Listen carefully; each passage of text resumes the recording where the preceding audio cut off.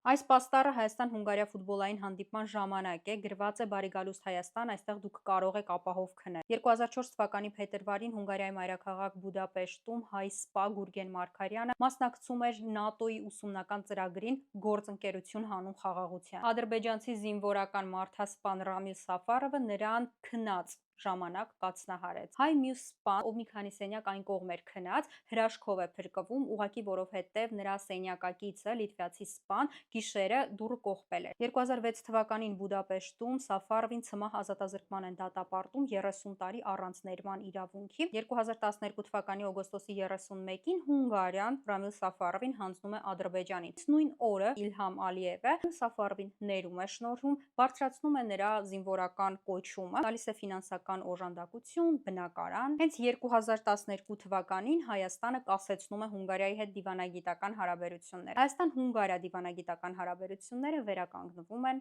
2022 թվականին։